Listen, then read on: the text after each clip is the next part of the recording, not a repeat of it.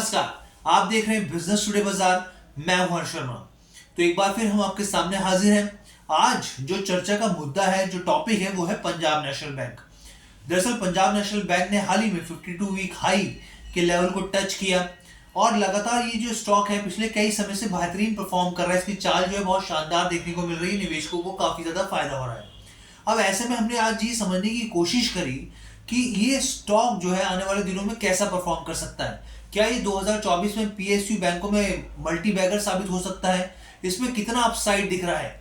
कौन से ऐसे लेवल हैं जो इसमें एंट्री की जा सकती है, या फिर ये जो इसके लेवल्स हैं अभी काफी ज्यादा हैं अगर इसके पीई के हिसाब से देखा जाए, और क्या 2024 के जो इलेक्शन होने जा रहे हैं उसके बाद इसमें क्या शानदार रैली देखने को मिल सकती है। तो तमाम सवालों के जवाब हमने लिए हैं। देश के जाने माने मार्केट एक्सपर्ट्स, जो 3 मार्केट एक्सपर्ट्स थे, हमने उनके व्यू लिए और उनके पूरे व्यू का एक जो निचोड़ है वो आपको इस वीडियो में मिलेगा। आपको समझ में आएगा कि आने वाले दिनों में स्टॉक अगर जाएगा तो कहां तक जा सकता है, कौन से लेवल पे इसमें एंट्री की जा सकती है, और भी बहुत इंपॉर्टेंट सवाल है जो आपको उसके लिए समझना चाहिए। फंडामेंटल और टेक्निकली सारी चीजें आपको इस वीडियो में क्लियर हो जाएंगी। तो चलिए वीडियो की शुरुआत करते हैं, लेकिन हर बार की तरह आपसे गुजारिश है कि हमारे चैनल बिजनेस टुडे बाजार को लाइक शेयर सब्सक्राइब करना मत भूलिएगा। तो देखिए, सबसे पहले मैं आपके सामने 2 एस्पेक्ट रखता हूं, पहला नेगेटिव और दूसरा पॉजिटिव, ताकि आपके सामने पूरा विजन क्लियर हो जाए और जो मार्केट एक्सपर्ट्स कह रहे हैं उसकी चीजें आपको बहुत अच्छे से, उनकी जो चीजें आपके सामने आ जाए, ताकि आपको भी एक फैसला लेने में आसानी हो। तो सबसे पहले मैं पी से शुरुआत करना चाहता हूं। देखिए, पी क्या होता है? Price to earning. बेसिकली इसमें क्या होता है, जो स्टॉक का करंट प्राइस होता है वो एक्सपेंसिव है या चीप है, वो बेसिकली ये बताता है। अगर पीएनबी के पी की बात की जाए तो ये 17.9 है इस समय, मौजूदा वक्त में 17.9। अगर आप एसबीआई की बात करें तो 18.25 है। अगर आप बैंक ऑफ बड़ौदा की बात करें तो 6.24 है। यानी अगर बैंक ऑफ बड़ौदा भी 6 साढ़े 6 के लेवल का पी हो गया, एसबीआई का भी 8.5 के लेवल का हो गया, लेकिन यहाँ पे पीएनबी का 17 से ज्यादा का है, यानी ये लगभग डबल है। तो पीए के मामले में तो आपके सामने स्थिति साफ हो गई। प्राइस टू अर्निंग यानी कि डबल है, ज्यादा है यहाँ पर इन बैंकों के मुकाबले, एसबीआई और बैंक ऑफ बड़ौदा के।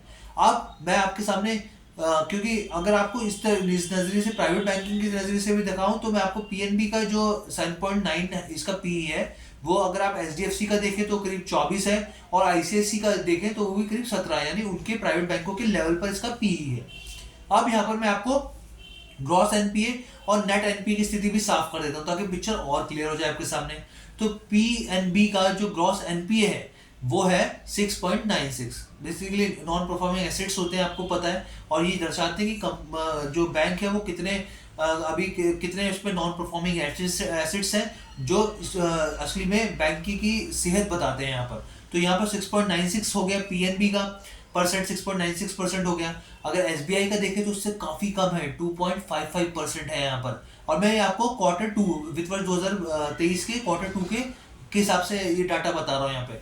तो ग्रॉस एनपीए पीएनबी का 6.96 हो गया, एसबीआई का 2.55% हो गया, और बैंक ऑफ बड़ौदा का 3.32% हो गया। यानी कि ग्रॉस एनपीए के मामले में भी पीएनबी का जो नंबर है वो काफी ज्यादा है, लगभग डबल के आसपास है। अब नेट एनपीए की बात करूं तो नेट एनपीए में सिचुएशन बिल्कुल इसी तरीके से है। पीएनबी का जो नेट एनपीए 1.42% है, 1.42%, और यहाँ पे एसबीआई का 0.64%, काफी कम है।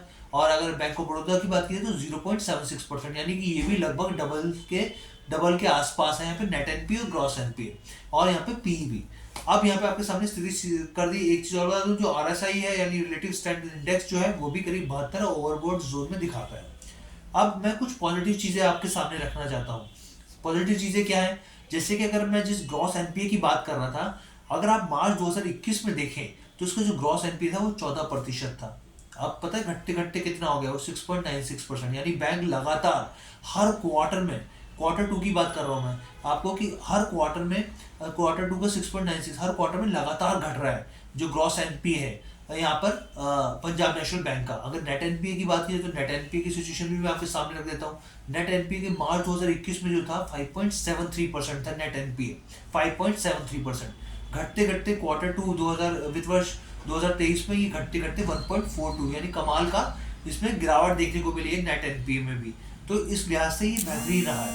उसके बाद 1 महीने का 18% रिटर्न रहा है। अगर आप इसका 6 महीने का देखें तो 77% रिटर्न निवेशकों को मालामाल कर दिया है। कंपाउंड एनुअल ग्रोथ रेट को देखें, CAGR को देखें 3 साल के हिसाब से तो एक एवरेज 15% का रिटर्न ये लगातार देता रहा है यहाँ पर।